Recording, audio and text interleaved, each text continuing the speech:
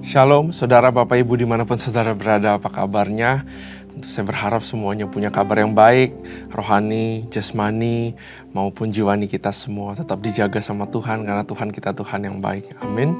Nah, kita ada di program Bible Study CK7, kita akan belajar sesuatu yang luar biasa hari ini. Mazmur yang sangat terkenal sekali, Mazmur tentang penggembalaan atau a shepherd psalm, ya, di Mazmur 23. Tapi sebelum nanti kita ke sana, ya mari kita puji dan sembah Dia. Mari kita berdoa di hadapan Dia, karena kita butuh Tuhan, supaya kita bisa mengerti keajaiban daripada firman-Nya, daripada pelitanya.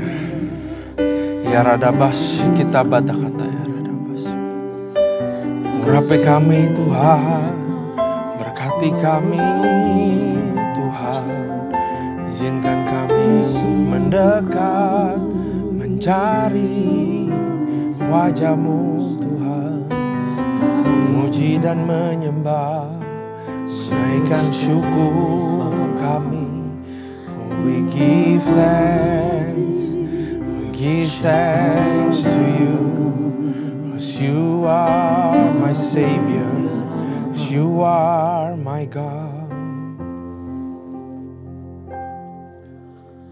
Engkau gembala yang baik,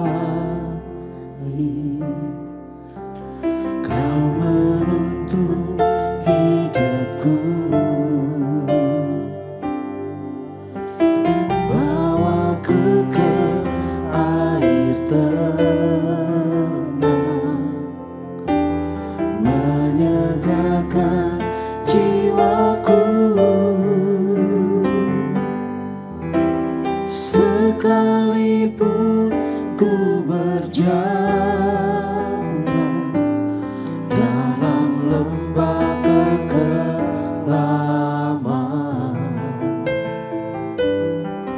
tak akan gentar ku melangkah, sebab Engkau besertaku.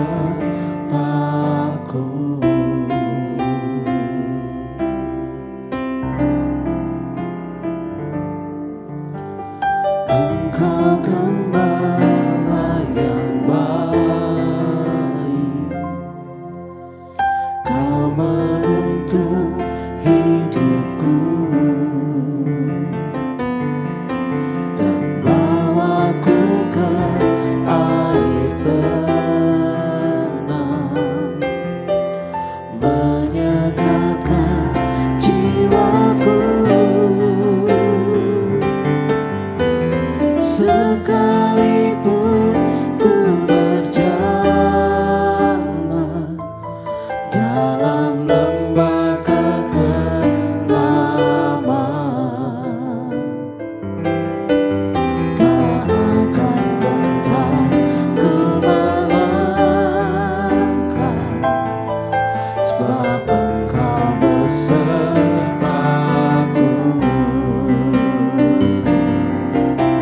Sekalipun ku berjalan dalam lembah kekelaman,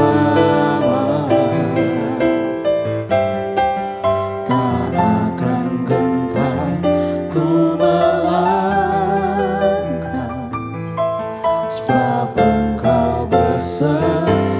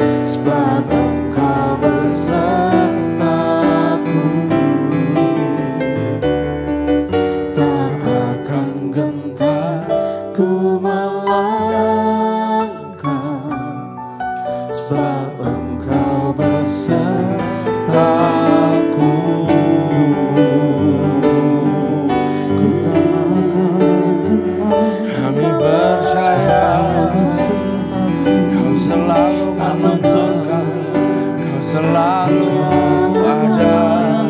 Kau sudah melewati, Kau sudah menolong kami, Kau sudah menerang.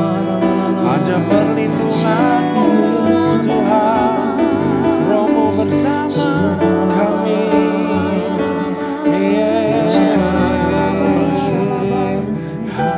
Haleluya. Yesus, Engkau baik, sungguh baik, sangat baik. Yesus, Engkau baik, sungguh baik, sangat baik.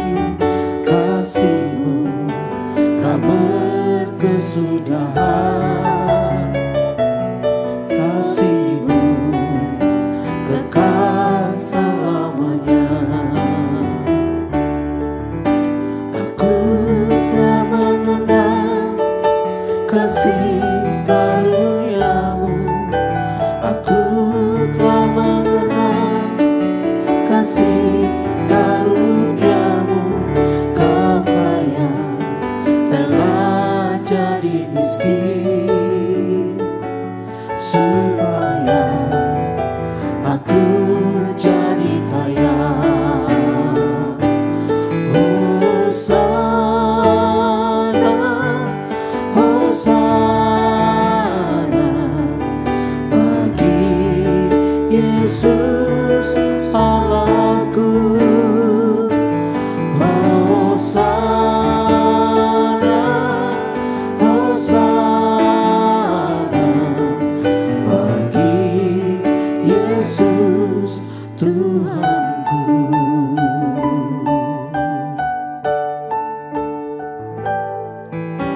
Yesus, Engkau baik, sungguh baik, sangat baik. Yesus, Engkau baik, sungguh baik, sangat baik. Kasih-Mu tak berkesudahan, kasih-Mu kekal selamanya. Aku telah mengenal kasih karunia-Mu, aku telah mengenal kasih karunia-Mu. Kau kaya rela jadi miskin supaya aku jadi kaya. Hosana, Hosana bagi Yesus Allahku. Hosana, Hosana bagi Yesus Tuhanku.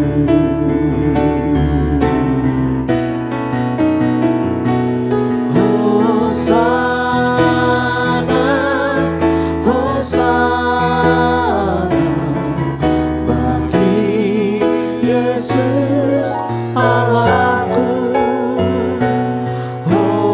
Hosana, Hosana bagi Yesus Tuhanku. Hosana, Hosana bagi Yesus Allahku.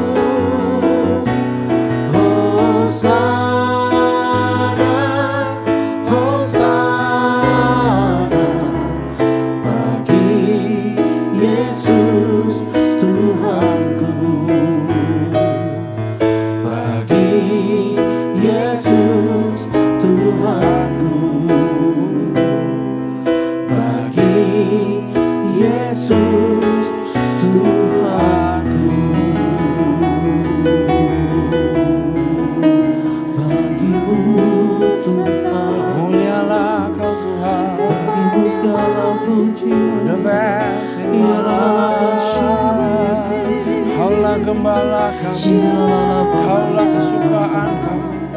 Ya Radabasi, Radabasi. Bapak urapi berkati kami waktu kami belajar firman-Mu sebentar lagi. Izinkan kami mengerti, izinkan kami memahami kata demi kata, kalimat demi kalimat. Urapi hamba-Mu, pakai hamba-Mu, lindungi hamba-Mu, supaya boleh ada yang baru keluar, yang berasal daripada-Mu saja. Berikan kepekaan dan juga berikan telinga yang baik kepada kami semua, supaya kami menanam semua benih itu ke dalam hati kami. Terima kasih Tuhan, kami siap untuk belajar dalam nama Tuhan Yesus. Haleluya. Amin. Shalom sekali lagi saudara. Nah mari kita buka kali ini di Mazmur pasal ke-23 ya. Mazmur pasal yang ke-23.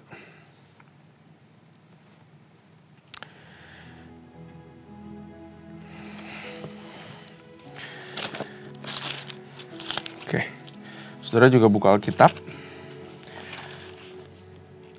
Karena kita nanti akan sama-sama baca ya, saudara. Mazmur pasal yang ke-23. Nah, saudara, Mazmur 23 ini adalah Mazmur yang sangat terkenal sekali. Yang paling sering dikotbahkan, yang paling sering juga dikutip di dalam khotbah-khotbah, yaitu Mazmur tentang gembala atau Shepherd's Psalm atau Mazmur Gembala. Ya, perikopnya adalah Tuhan gembalaku yang baik. Nah, kita akan bahas itu satu-satu, saudara. Ya. Ayat yang pertama, Tuhan adalah gembalaku, kata Daud. Tak akan kekurangan aku. Nah, saudara, ayat pertama ini, Tuhan adalah gembalaku, takkan kekurangan aku. Ini berbicara mengenai bahwa ada yang namanya God's provision.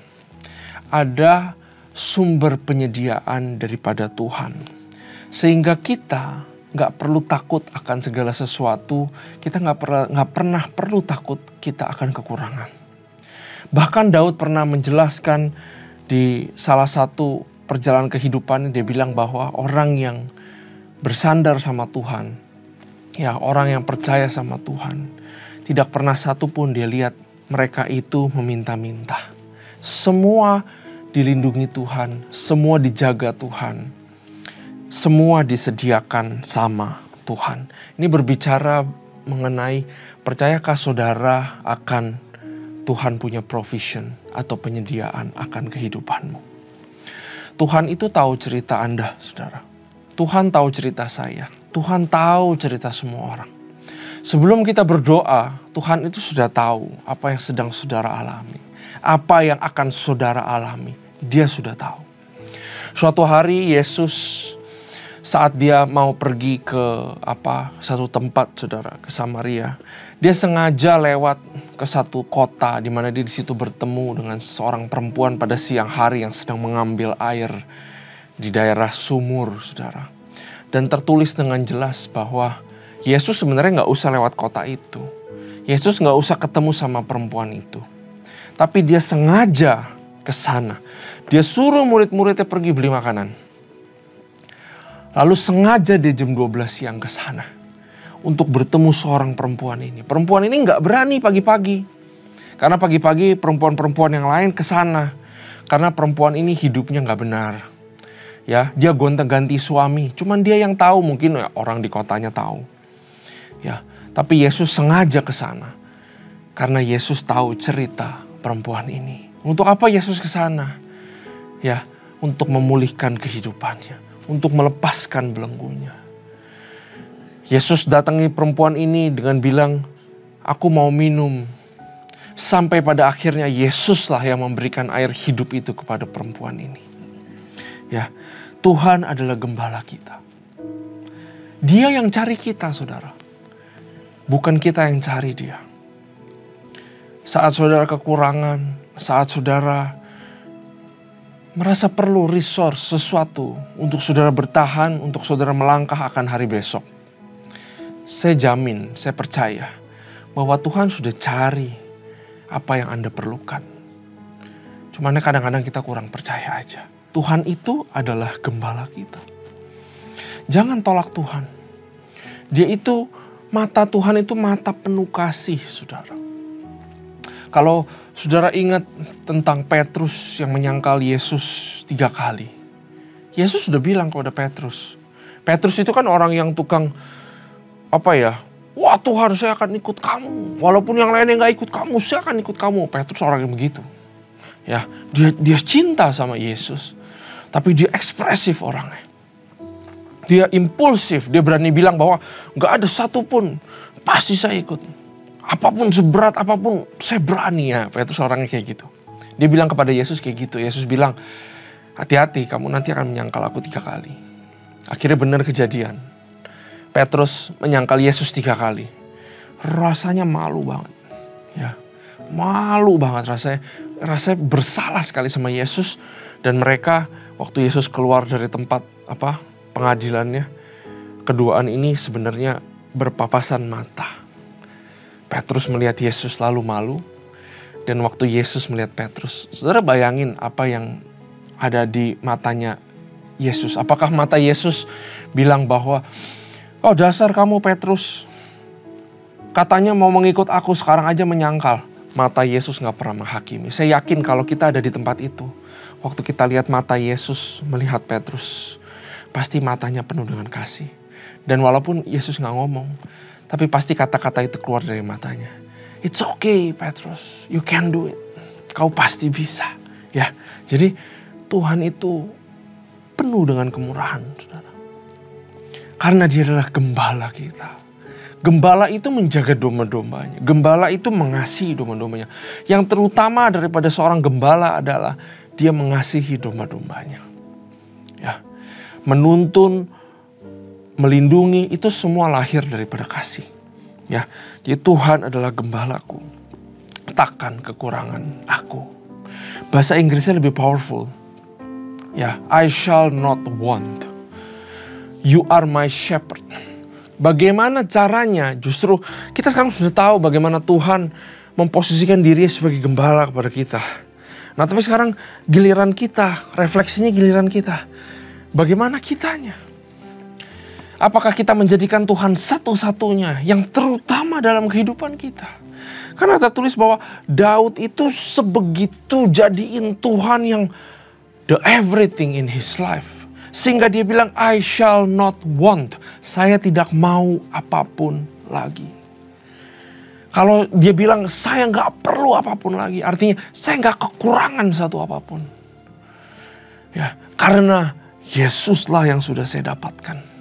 Namanya manusia pasti ada kurangnya terus, saudara. Mau sampai kapan kita muter-muter di dalam kehidupan. Selalu kurang ini, selalu kurang itu, selalu kurang ini, saudara.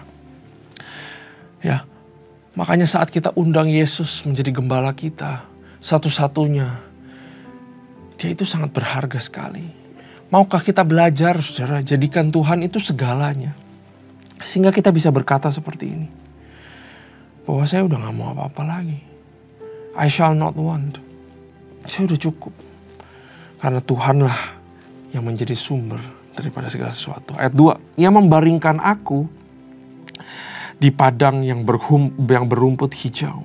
Ia membimbing aku ke air yang tenang. Ini berbicara mengenai apabila Tuhan menggembalai kita. Kita akan dibawa dulu ke satu tempat. Yang namanya tempat yang tenang. Di situ adalah tempat pemulihan dan restorasi. Katakan amin, saudara. Percayakah saudara bahwa apa yang sedang patah, apa yang sedang rusak, apa yang sedang sakit, itulah yang akan dipulihkan sama Tuhan. Dia membaringkan kita di padang. Artinya apa? Saudara gak perlu berbuat apa-apa.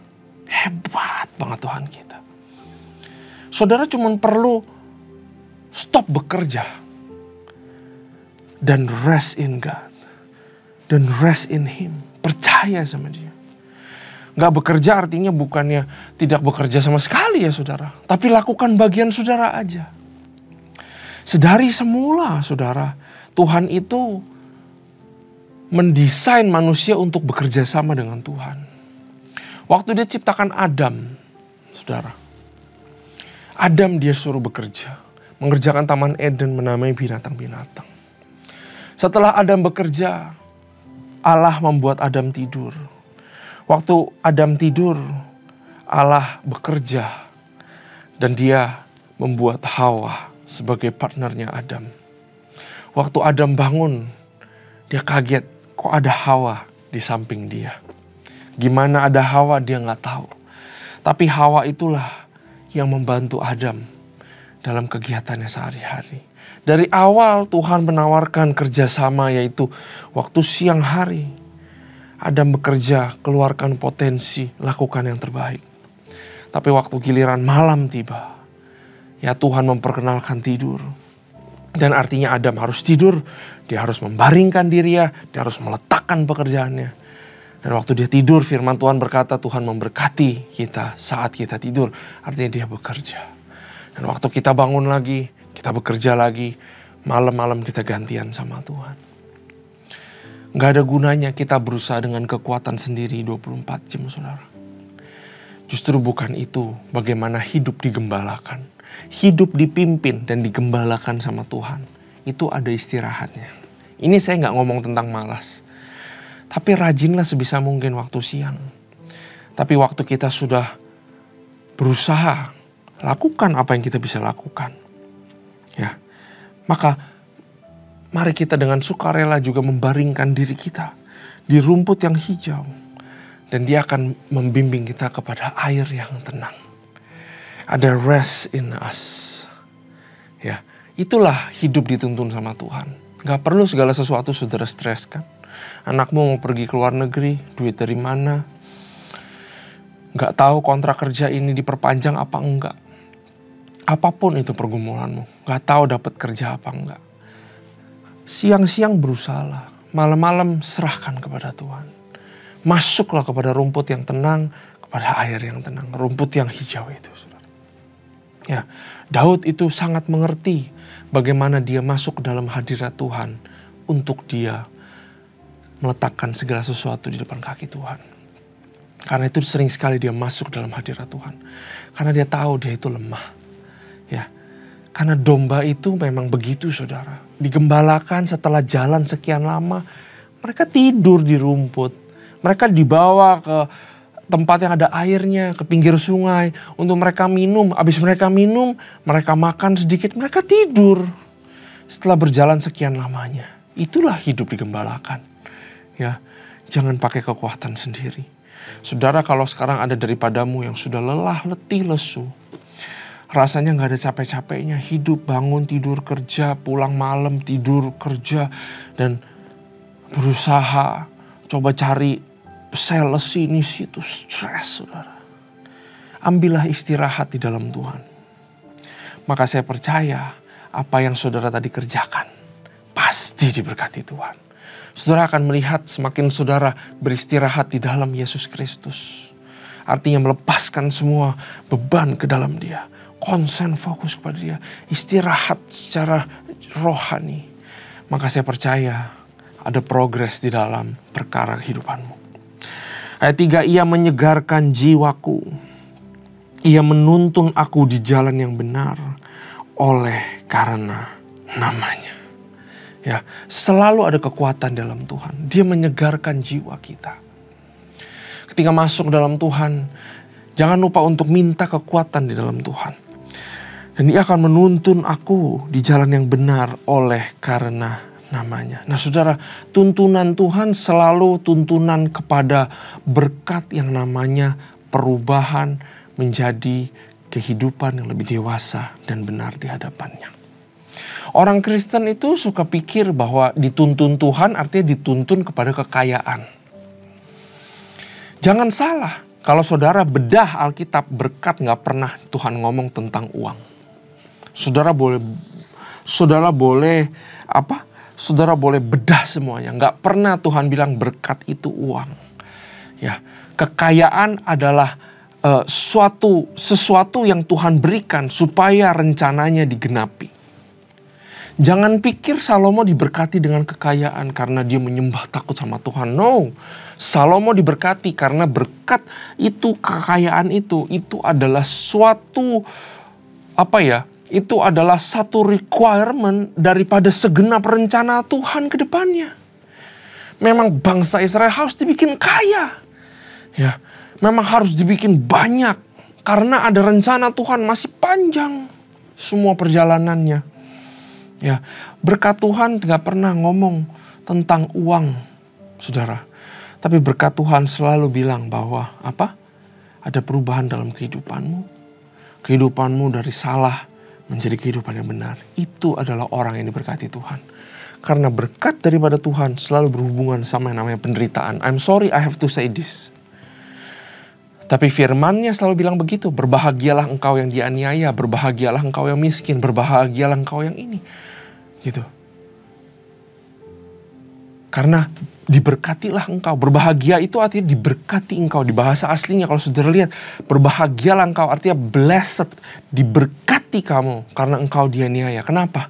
Kenapa diberkati waktu dianiaya? Karena waktu kamu dianiaya di dalam namaku dan kamu bertahan. Kamu sedang diubahkan. Otot rohanimu sedang dibangun. Artinya kamu diberkati. Saat kita diajarin tentang doa lagi contohnya saudara. Jangan doa buat minta-minta aja. Doa bukan minta-minta. Minta-minta adalah aktivitas, salah satu aktivitas dalam doa. Ya. Saat kita berdoa, kita diajarkan untuk menjadi dewasa. Nggak cuma doa buat diri sendiri, tapi doa buat orang. Betul? Padahal kita sendiri punya keinginan, saudara. Aduh, udah sedih minta ampun, udah sakit minta ampun. Tapi kita putuskan, kita mau berdoa buat orang. Sakit, saudara. Tapi itu artinya apa? Blessed you. Kamu sedang diberkati. Karena kamu sedang diubah Tuhan. Kamu dipimpin Tuhan. Kamu tidak pedulikan kepentinganmu. Tapi kamu berdoa buat orang-orang. Itu artinya diberkati saudara. Itu artinya dituntun Tuhan di dalam jalan kebenaran. Gak harus situasi yang berubah. Gak harus masalah yang berubah. Gak harus saudara yang jadi kaya. Gak harus saudara yang naik level. Gak harus saudara yang naik pangkat. Tapi saudara yang diubahkan menjadi karakter Kristus. Di dalam segala kehidupanmu. Di dalam segala keputusanmu. Di dalam segala pemerintahanmu. Di kehidupan sehari-hari. Ada kebenaran Tuhan. Begitulah Tuhan membawa kita.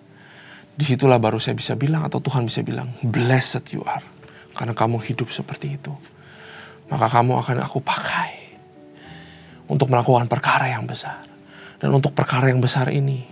Perlu ada resource Tuhan yang berlimpah-limpah.